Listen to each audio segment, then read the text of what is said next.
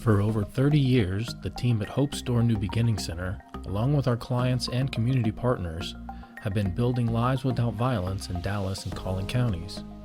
If you're in immediate physical danger, please call 911. If you need shelter or would like to talk to someone about receiving our other free services, please call our 24-hour hotline at 972-276-0057 in English or Spanish.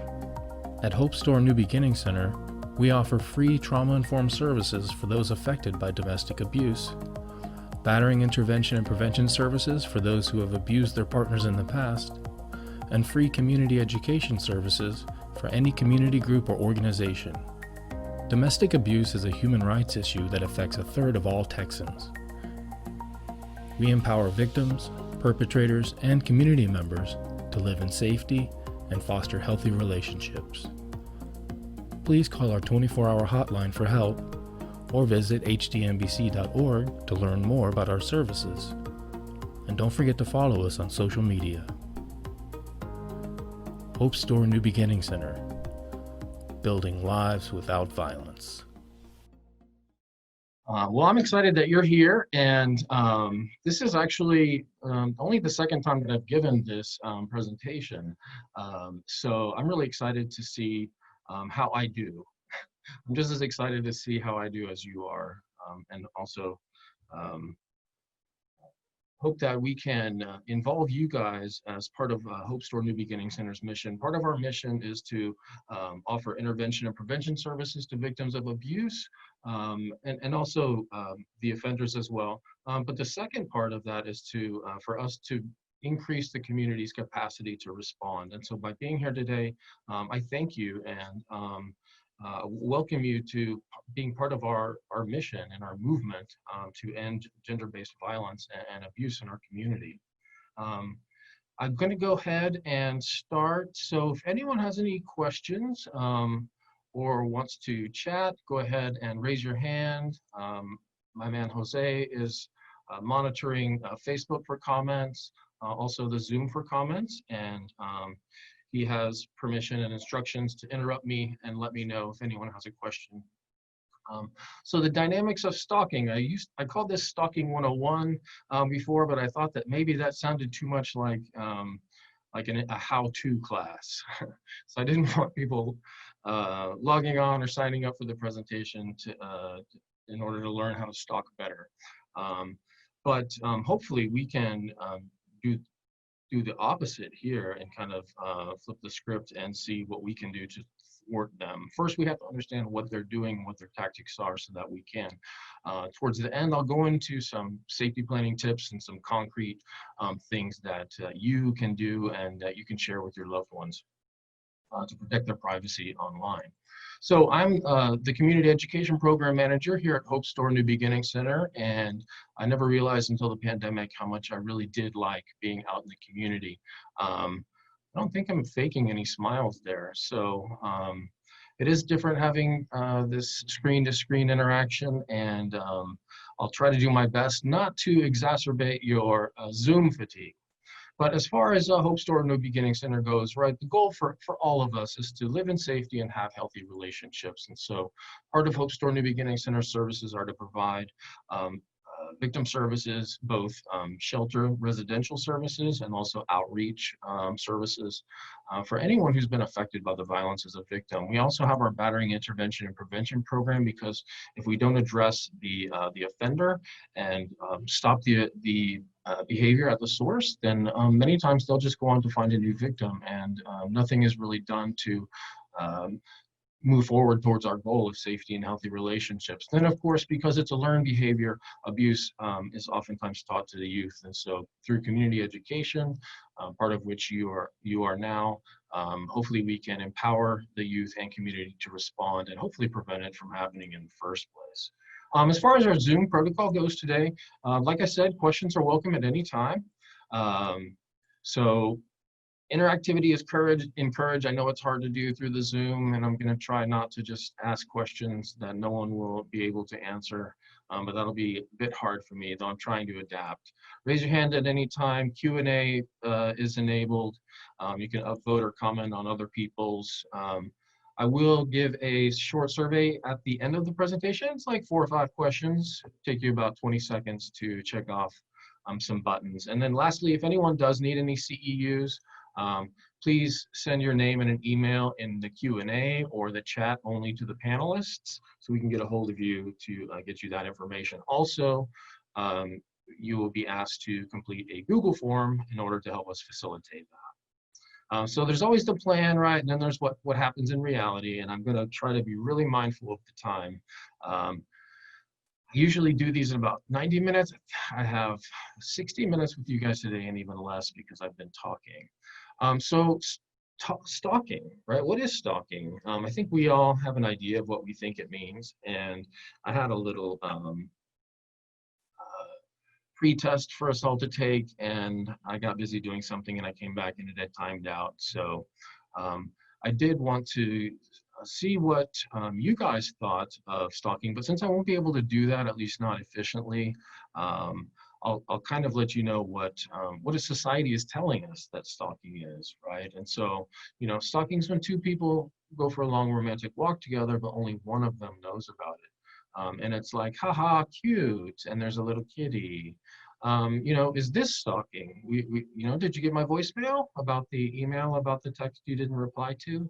And we think that this is all funny, and we get it maybe because we know somebody who's maybe done something like that. But this is quite common, especially with teenagers, right? So the objectives today, really, I just want to briefly define it and, you know, understand how it works and what's going on so that we can look a bit more into the tactics used by stalkers and in some cases the specific methods that they use, especially getting into technology. And then we'll talk about ways that we can protect ourselves, and then also you know, be a beacon or be a pathway for somebody who might be a victim of abuse and or stalking to get to some free services and resources.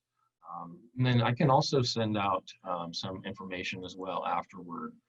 Trigger warning, you know, of course, this content may be disturbing and upsetting to some people. I'm going to be talking about a few kind of case studies, some anecdotal stuff throughout the presentation. Renee Sue O'Neill, she was a victim of stalking, and these were her words over and over and over again for months. His goal was to terrorize me, and my whole family was victimized and fearful as a result. So her whole family, not just her. I had no idea what his next move would be, or when, not if, he would return. And if I stop to think about that for a minute, constantly living in a state of terror and fear, and this idea of not knowing what's going to happen next or when it would happen, so always being hyper vigilant, and I can't imagine how stressful that must be and really affect someone physiologically. You know, with this story, it actually has a sad ending because what I just read to you, her victim statement, she made against her ex-boyfriend, Jared Hill. And she was actually supposed to read those words as part of the sentencing hearing, but he murdered her before she was able to read that statement aloud. So if we go back and now read it in the same context, starts to hit home a little more. He was actually out on bail when he murdered her. Every breath you take, every move you make. That's the reality of stalking, but in the media, sometimes stalking is portrayed as sexy. I don't think anyone would argue with, you know, whether or not Sting is sexy himself, but this idea of watching somebody and even their breaths, it's somehow romantic. So if we look towards popular culture and we look at books and movies, 50 Shades of Grey, stalking is portrayed as kind of this form of courtship. In The Amazing Spider-Man, it's needed, you know, in order to save the world and the girl. In Twilight, you know, it's no big deal. You know, kids will be kids. It's puppy love. And Stranger Things, right? If you try hard enough, eventually through perseverance and resilience, you will get your your grail at the end of your pursuit. And then in American Beauty, maybe it's a bit endearing, right? Here's a Virgin Mobile commercial. I don't think it's live anymore, and you'll probably understand why they took it out of their marketing campaign. But this is another example of how stalking can be portrayed when looking through the lens of gender in particular. So these words: psycho, stage 5 clinger, crazy, obsessed. Brad and I just had the best first date. I think he's the one. And now, with my Android-powered phone from Virgin Mobile, I can email the pics I took to my mom. And with unlimited data and web, I can go through his Flickr stream to make sure I'm hotter than his exes, follow his Twitter feed to see if he's mentioned me yet. I can even watch his Foursquare check-ins for patterns. It's only $25 a month. That's crazy, right? So Virgin Mobile here is actually leveraging the stalking angle, right, as a way to highlight their services. Be a better stalker, and be a better stalker who's a better shopper who gets a deal on his stalking tools. We find memes like this, when you're stalking someone and you accidentally like a photo from 94 weeks ago. And it's funny because I've never done that, but I could imagine the situation. But right, this minimizes the gravity of it. Things like this are sarcastic and disempower victims and make it less easy to talk about these things in a serious manner. This sad bear said he would feel more special if he had a stalker, right? What all these things are missing is actual stalking, right? So let's define stalking, and we'll kind of see why what they're talking about here is not really stalking, right? Stalking is stalking, and it's creepy, whether you're in a swan boat or not. Here is an example of real life stalking case. This woman was arrested for within 1 week, making almost 78,000 phone calls, 2,000 emails, and so forth. Now this makes it, this would deter me from stalking just because it sounds so exhausting. So what are we talking about here? How is it affecting our population? 1 million women and about 1/3 of a million men stalked every year. Women are much more likely to be stalked than raped. Incidentally, there is a correlation and a link between physical violence and sexual violence and stalking. Most of the victims of stalking are women, and it lasts for a long time. We'll see as part of the definition. By definition, it's not a one-time event, but can last even years. So what are we talking about here? This was a study that was done back in 2011, and it said about 1 in 6 women, 1 in 17 men in the US are victims of stalking. However, if you look at the methodology and the questions that they asked in order to kind of aggregate this data, the CDC on their questionnaire asked people, were you slightly afraid, not afraid, slightly afraid, somewhat very afraid? And it was only if somebody indicated very afraid that they became part of this statistic. The problem with that is, and as we'll see, is that many victims of stalking and abuse, they don't articulate their emotions as fear, and they don't necessarily use the word fear, but they may imply it or allude to it. And we'll talk about ways that we can kind of hone in on those words. And young people have the highest rate of statistics. So what happens if we go back and we recalibrate that data? Then we get a bit more realistic picture of actually what's going on. 1 in 4 women, 1 in 10 men. So that is a big problem. What's the relationship between the stalker and the victim? Well, as you can see, what is that? 62 plus 26 is 88% of stalking victims personally know their stalker. The great majority, 62% of stalking victims, are stalked by an ex or their current partner.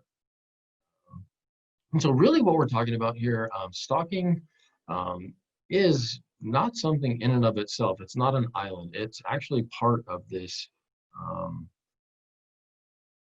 power and control mechanism that creates abuse. And so stalking is really just one form of abuse that comprises domestic abuse or family violence or teen dating violence. It's the physical, emotional, verbal, digital, spiritual, sexual, financial abuse, and stalking is just another form of abuse added on. And so if we look at it through the lens of most of these victims are being victimized by somebody who purports to love them, then it kind of takes a more domestic an angle that leans us towards using resources that domestic abuse agencies already have. So harassment and stalking. Harassment is when you bug somebody once, and you may do it by phone or whatever.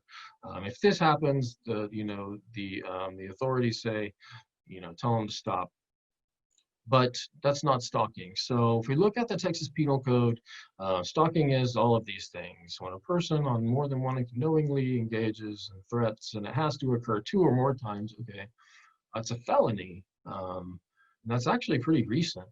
It's only been, I think, 28 or 32 years that stalking has been a crime in America.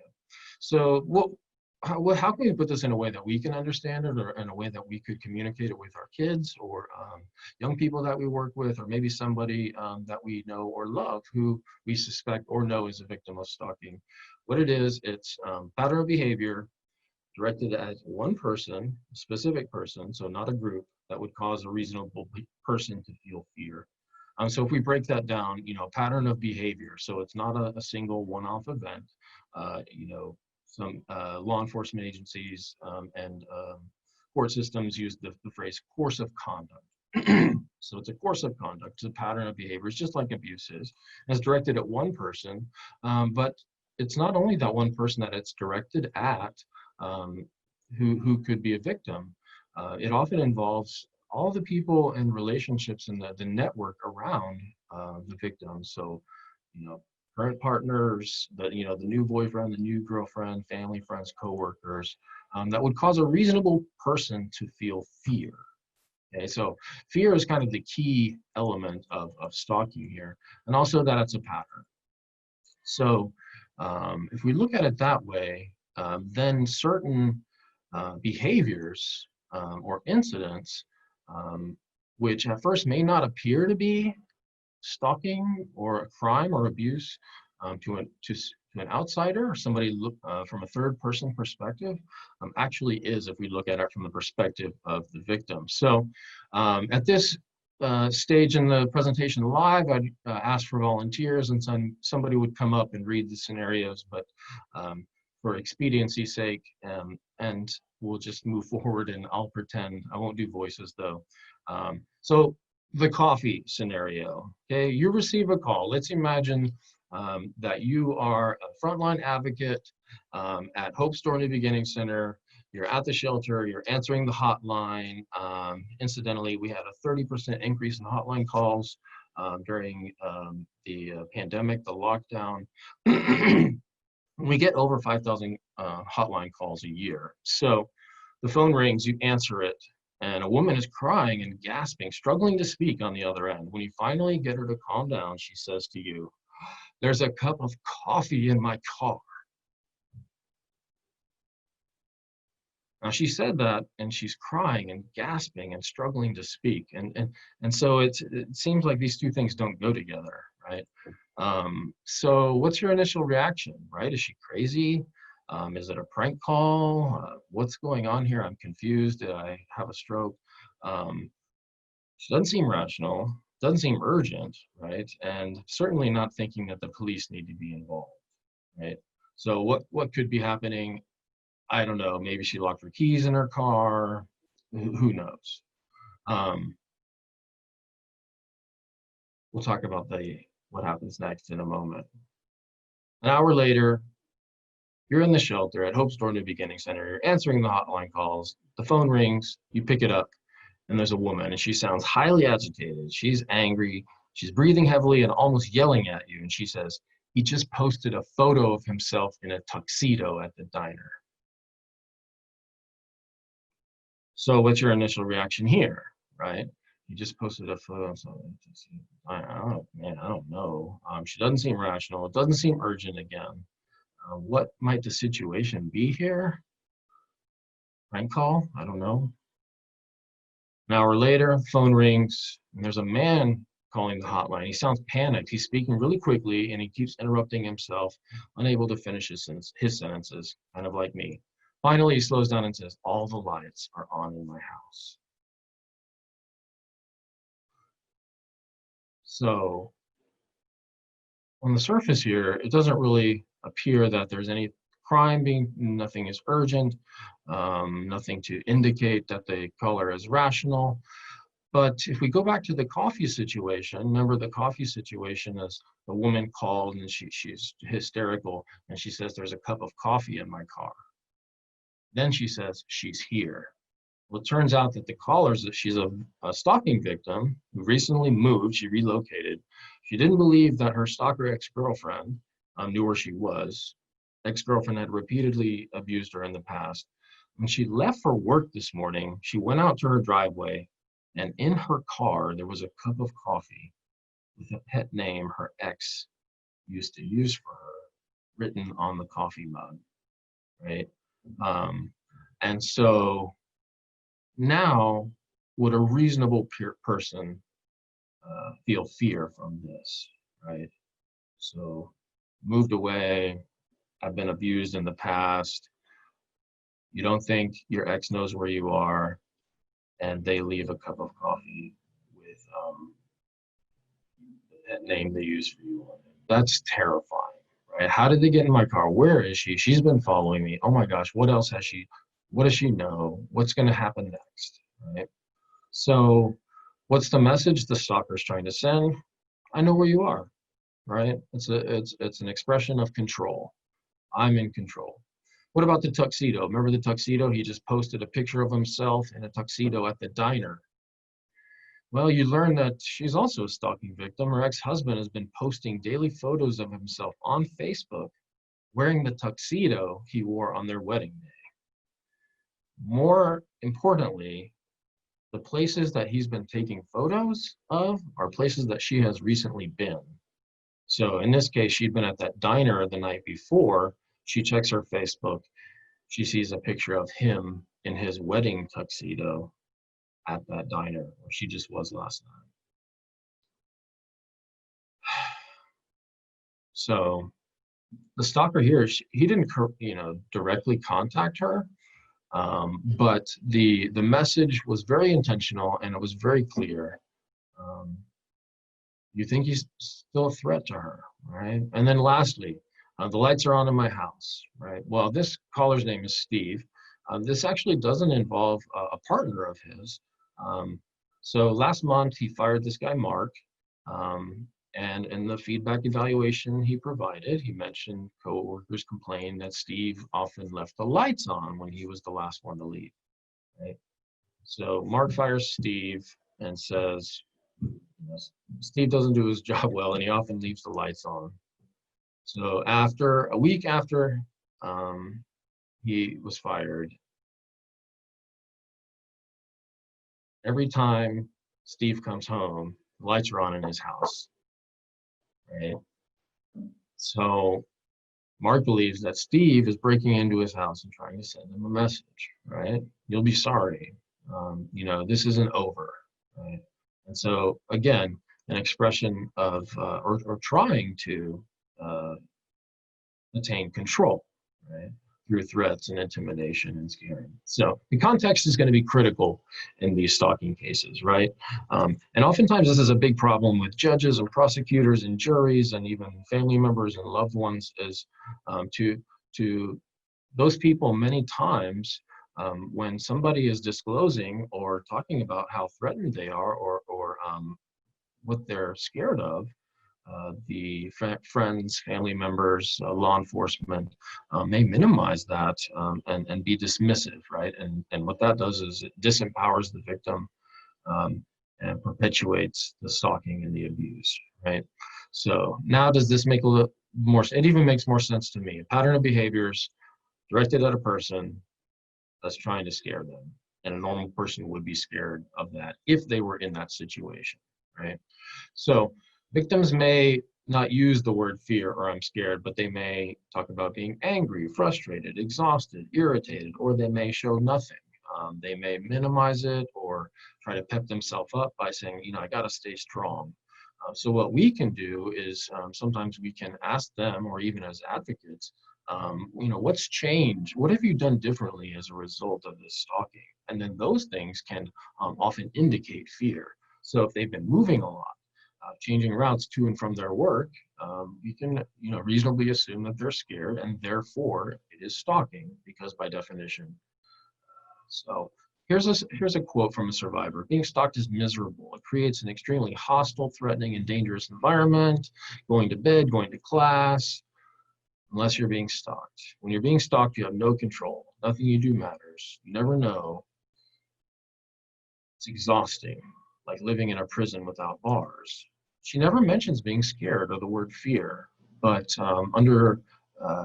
you know, when we understand a little bit more about what the dynamics of stalking and then the definition and its impact, we can infer that this person is a victim of stalking. Similar with this one, I'm going to try to move forward a little bit here so we can get towards the resources and things that we can actually do.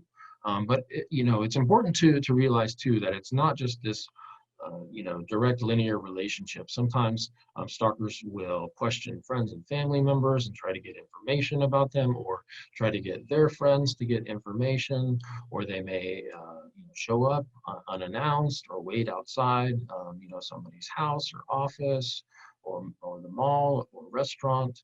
They may leave them flowers or unwanted gifts.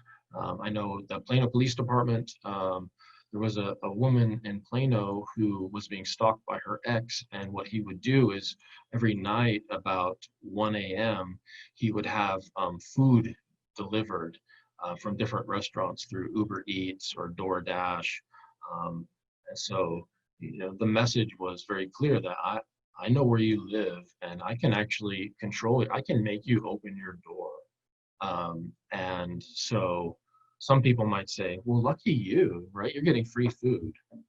But clearly the message is not, I want to nourish you. So an example, extreme example, is Keith Cuban. He's kind of the Craigslist creep. Well, probably not the only one, but when his ex left him, he put up ads on Craigslist saying, hey, you know, my name is Sarah, I'm looking for a good time. And so what happened was random men would often travel from other states to and appear at her property, you know, looking to have sex with her because they thought that she was soliciting sex on Craigslist. Very scary. You can see down here, after a few exchanges, agents received a response from her inquiry. I'm just getting done for the day. Can we meet up? Which Sarah Jenkins responded saying, sure can, here's my address. So the ex is giving out her address to these random people. And it says, just a side note, my gate has been giving fits. You may have to park and walk up my lane, sorry. So how terrifying would it be to constantly have men walking up your lane, looking to have sex with you and without your knowledge? Extremely intimidating. So stalking is about surveillance, life invasion, interference, and intimidation.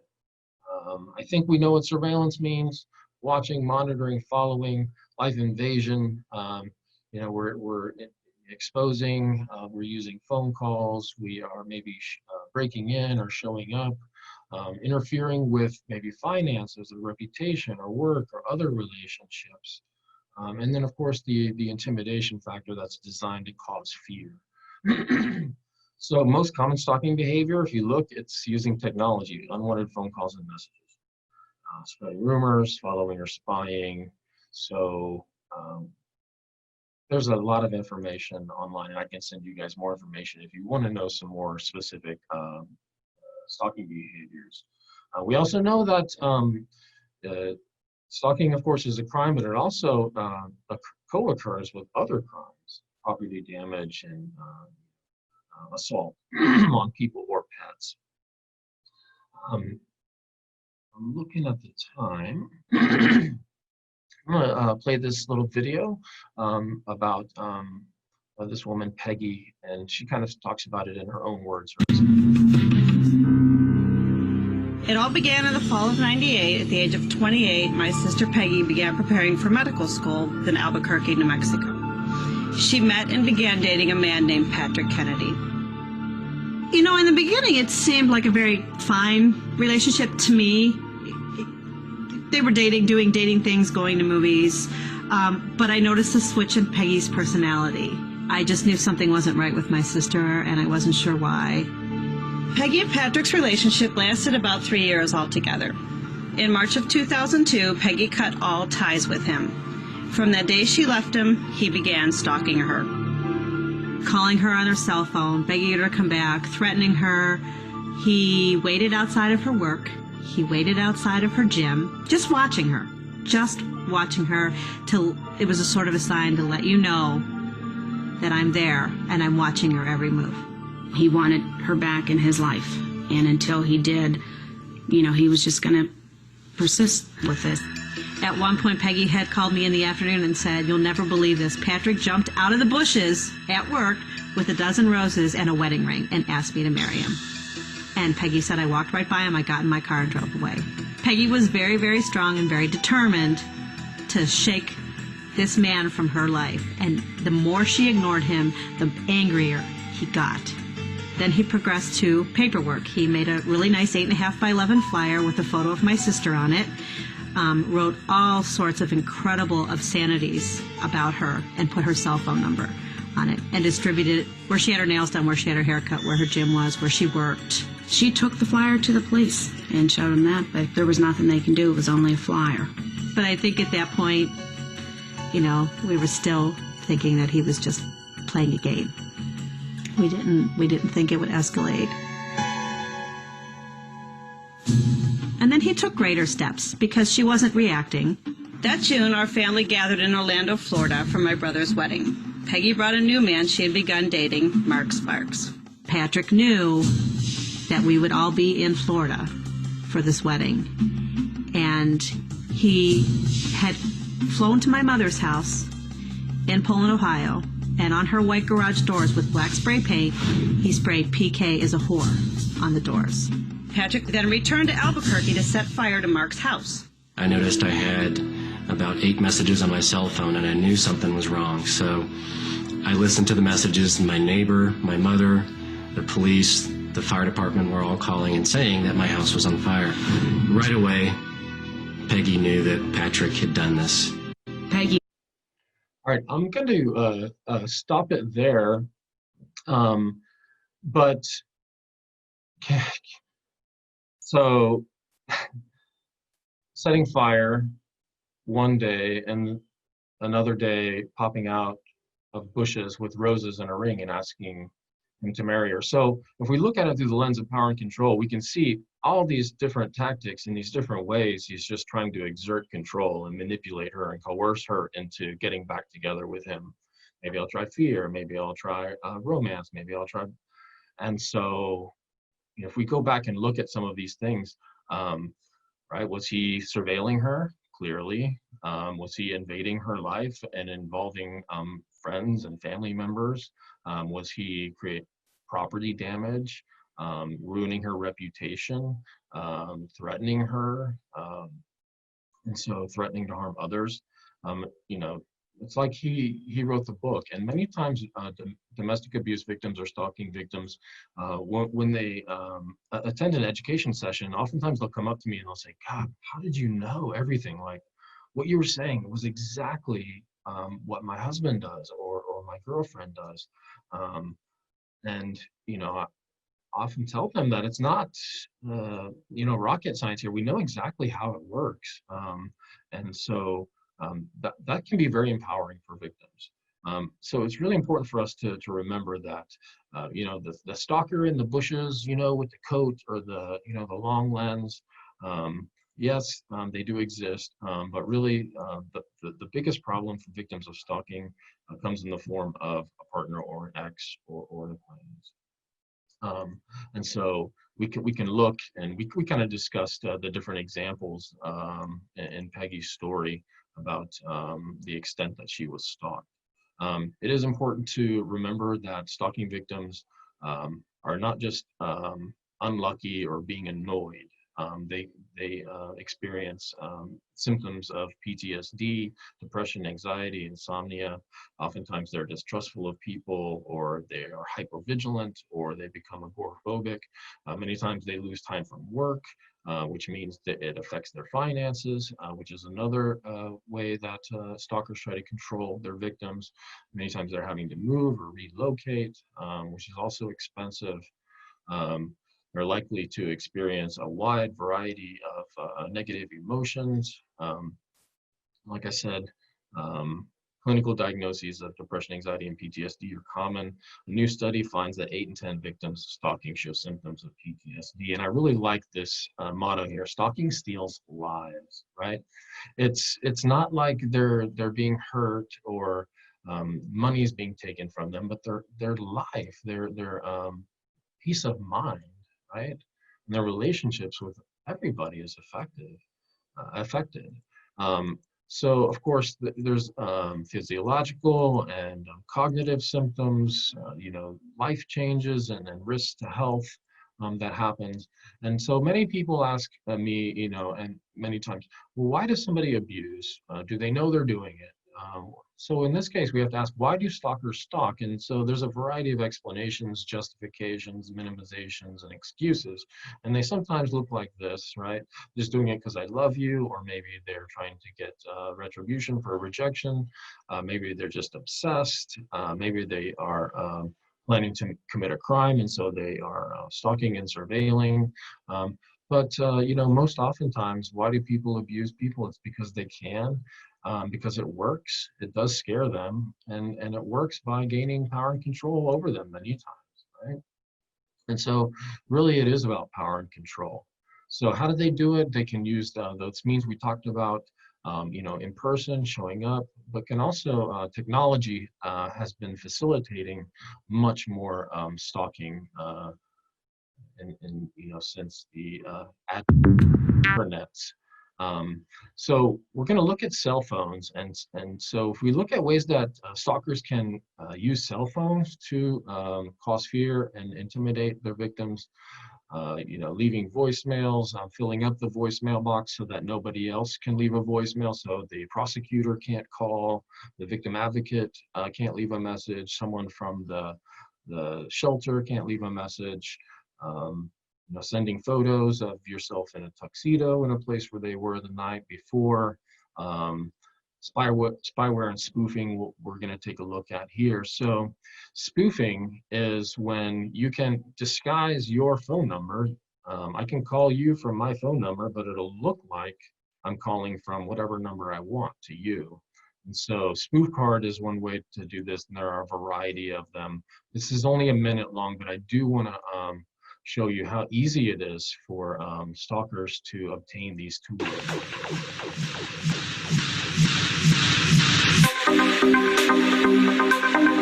Making a spoof call through the website is very easy and will only take a few steps. I'm going to show you how.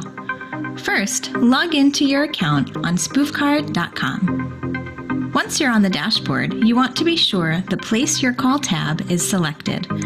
Enter the destination number. This is the number of the person you want to call. Next, enter the spoof number. This is the number you want to show on that person's caller ID. SpoofCard offers options to change your voice and record the call as well. You can also choose from a list of different background noises to add to your call.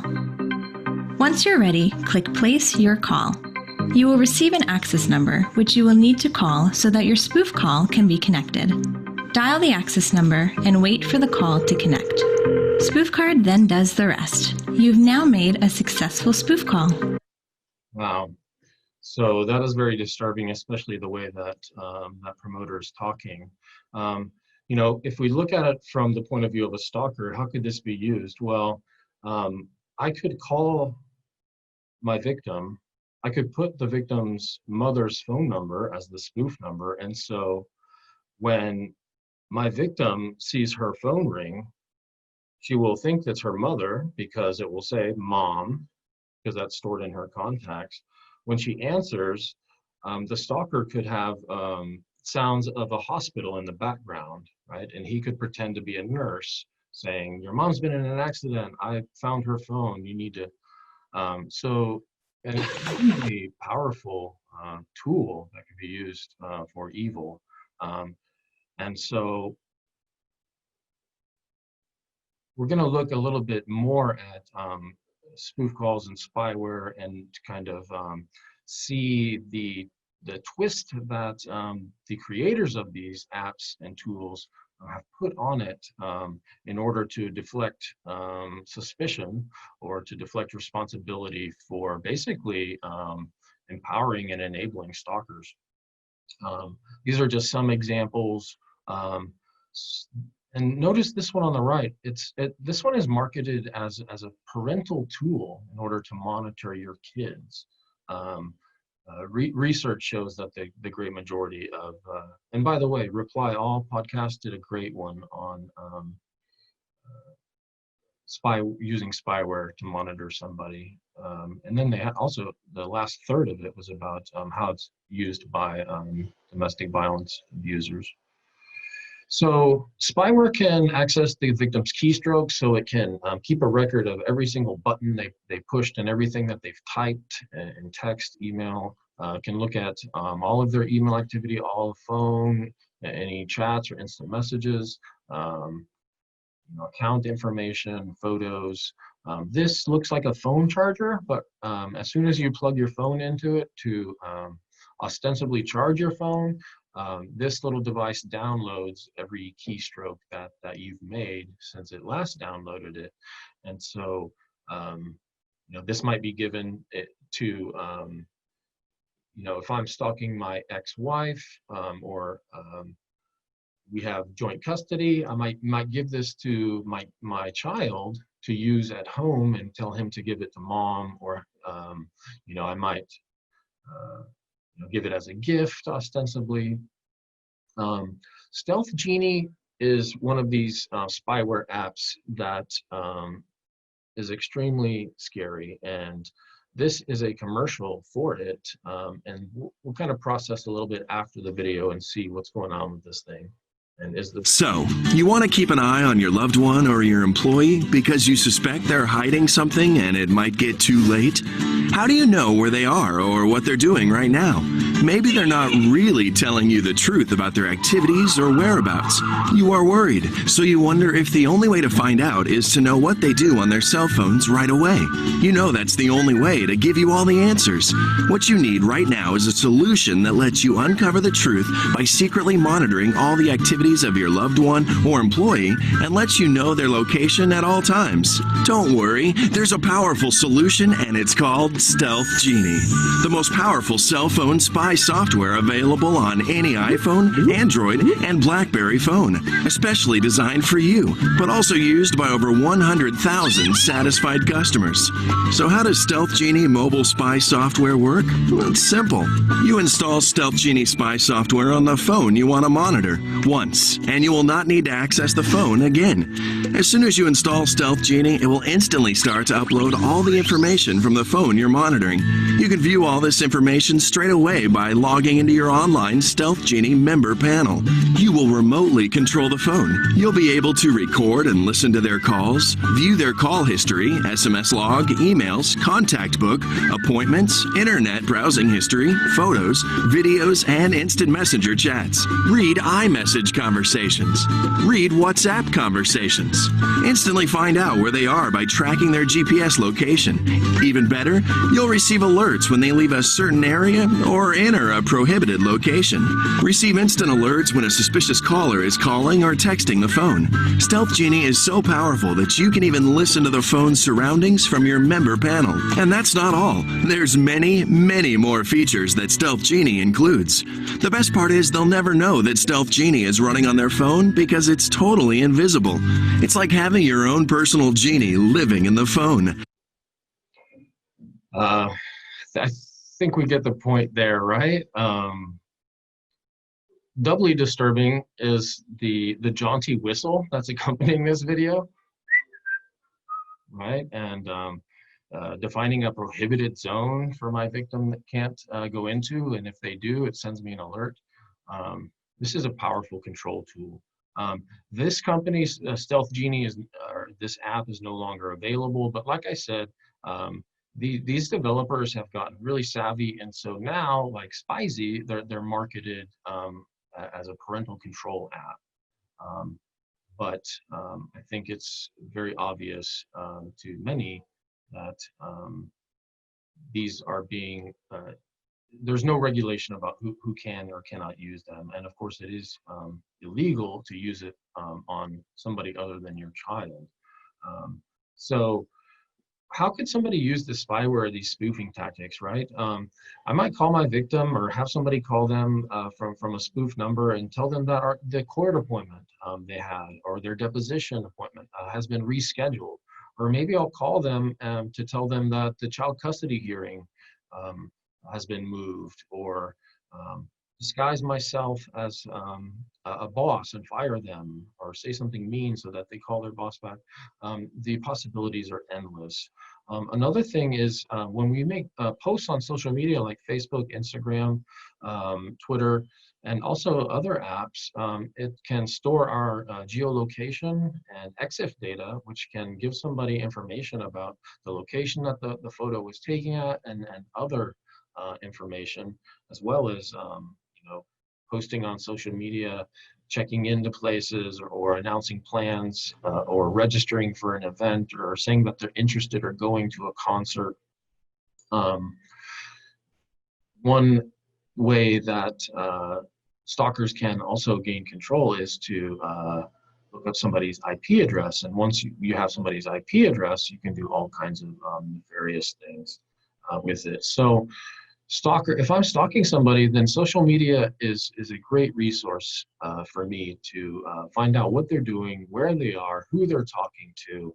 I can communicate with them. I can send messages implicitly, disguised as just a tuxedo photo, for example. Also creating fake accounts and impersonating people. I think I will tell you just, this was my former coworker, and I created this fake Instagram with a picture of her and announced to the world that she loves getting tattooed, eating fried lobster burgers, and raising hell. Oh, and by the way, her boss is awesome. Of course, this is completely fake and created by me. It's the same screen name, just changed a little bit. So I took a picture of Shayla presenting at the Dallas Casa during a conference, and I uploaded this photo to this website, and it spat out this information to me. It told me when I took the photo, if I had the flash on or off, and the exact latitude and longitude of where I was when the photo was taken. So if I'm stalking her, I put that information in, and I, boom, get a Google map that tells me the exact address of where she was, and even a satellite image with a pin in it. So needless to say, victims could post something of themselves, and it may retain that EXIF data, and then a stalker can use that to find out exactly where they were. Now, some of the sites like Facebook, Twitter, eBay, they've jumped on board. They've been pretty progressive and agreed to automatically strip this data from the pictures, but Google, Tumblr, Dropbox, and regular email does not. There are ways to remove that. GPS trackers can also be easily put on cars. Many times they will put them, maybe I'm leaning in the car as I'm dropping off my son, exchanging custody, and I might drop one in the back pocket behind the driver's seat. Or if I'm putting them under the car, I may put multiple devices so that if one is found, I still can be able to track them. Smart devices can be hacked into using Wi-Fi passwords. Oftentimes they're not changed. It's the same one that's been on the router since it was installed. So now I can access somebody's smart speaker, or if they have their air conditioning hooked up through a smart device, I can turn on the air conditioning in the winter and make it really cold. So what can we do, right?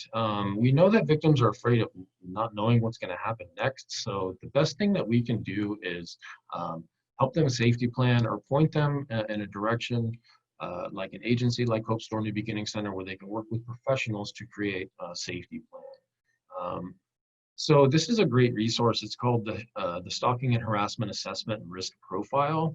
So if I'm a victim of stalking, basically I can go to this profile and it will spit out 2 reports for me that I can then use and take to law enforcement or use in a court case.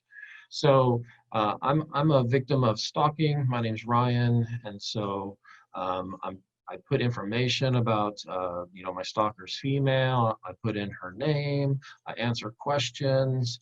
Has she been tracking me? And there are a variety of questions. And once I answer these, it will allow me to download a narrative form that's using language that police like, and a kind of legalese. And it's also a way for even the victim to kind of clarify and look at and be like, wow, this is a big problem. And so based on the information that I put in there about my stalker, it spits out a report and says, she's been tracking or monitoring me, she's repeatedly, and it's all the information that's going to be helpful in prosecuting this case. This is parts of the report too that it creates. There's also some other resources. If you need some of these, hit me up. I can give you more information about the recent changes to some of the laws. So what can we do to take away from this? So if you take out your phone, you can turn off the geotagging, the location services for whatever app you want even. So you don't have to turn it off for the whole phone, but you can say, Facebook in particular, I don't want you to use the location. And many times we click this thing without thinking about it. It says, so-and-so wants to access your location, allow. And when we do that, it creates that EXIF data on whatever file or photo we're taking. So social media, we can look at our privacy settings. If you haven't done so recently, I advise all of you to do so, and make sure those privacy settings are set to where you want. Also, a victim, anyone can go into your settings and download a history of all past actions and posts. And so this could be a great record if your stalker has been texting or making posts or instant messaging you. All that data can be downloaded and then used in a prosecution case. It's also really important that victims of abuse keep a log, an incident log. In addition to documenting evidence like text messages and using screenshots and overlapping them, making sure to capture the time. If a contact name is seen in the text, that the victim also go to their contacts and take a screenshot of the name and the phone number so that can be matched up with records. Phone bills can also have this information. And so the best practice, standard operating procedure, is to always advise victims of stalking to disengage and cut off contact. However, we know that this is not always possible, and sometimes this could be even more dangerous for victims or their loved ones or their children. And so many times, out of safety, for safety reasons, victims may need to maintain contact with their abuser or stalker. Somebody has an employer or a neighborhood watch or landlord. Offender pictures or flyers can be given to them to be on the lookout. Then other accommodations can be made at work or at school. The Plano Police, they have a special watch. It's a courtesy they provide where they can increase the patrol around somebody's house. Also 911 phones. So cell phones without a SIM card can still call 911. How do you know if somebody has spyware on your phone? Some indicators are your battery usage sometimes goes up suddenly. Your battery is draining a lot faster than usual, or you can check the data settings. Sometimes the phone will actually be hot a lot because it's running all the time. Or if something is mentioned between you and somebody else, and the offender shows evidence of knowing that, and the only way they could have known that is if they were monitoring those private conversations. Of course, very great indicator there. So it's always recommended that it's either taken to the provider or the actual manufacturer to detect that. Or, other thing is to be able to just wipe the phone, start over. Or using a separate phone that is used just to communicate with the stalker or the abuser to the extent that makes the victim feel safer. There's also a website, a service that people can use called Trap Call. So people can go to trapcall.com and basically it unblocks a number if somebody uses the *67. So somebody calls me with *67 trying to hide their number. I can, if I have Trap Call, it will remove that block and I'll be able to see who's calling. Another really important thing for victims and for all of us to do is protect our account information. Banks, our email, social media, all accounts, our utilities. So our Wi-Fi routers, you can easily change those pre-made passwords that were given to you when you signed up for that service. You can also change your security questions. So if you're trying to get, for your bank account, for example, sometimes if you forgot your password, they'll ask you questions like, what's your mother's maiden name? Well, if your stalker is your former partner, it's likely that they're gonna know that. So what victims are advised to do is make up an answer that is not related at all to that question. So what's your mother's maiden name? Topo Chico. You have to remember that that was the answer you gave, but if Topo Chico is your favorite, drink, then something to stick in your mind that the stalker would not suspect or have an answer to. Another really scary thing, if I had time, I would show you is truepeoplesearch.com. I advise all of you to, as soon as this is over, go to truepeoplesearch.com. Click the reverse phone tab and put in your cell phone number, and it will spit out information. It will tell you your name, previous addresses that you've lived at your whole life, previous phone numbers, likely associates, family members' names, associated phone numbers, and there are many services like this on the internet. And what we can do is each of these has a contact information where you can email them in and ask them to take that information off, and by law they have to. But the default is, of course, disempowering to the victims and us all, right? The default is, here's everybody's information, but if you want us to take it off, then you have to specifically request that. There are also some other resources that the state and certain laws provide for victims. I can also provide that information as well. At Hope Store New Beginning Center, our legal team can help our clients get protective orders, and emergency protective orders are often issued by the magistrate automatically if crimes committed. There's also that stalking and harassment assessment risk profile that is an unbelievable tool and resource for victims to use to document the narrative about what's been going on with them in their experience that they can then use to help in a prosecution case.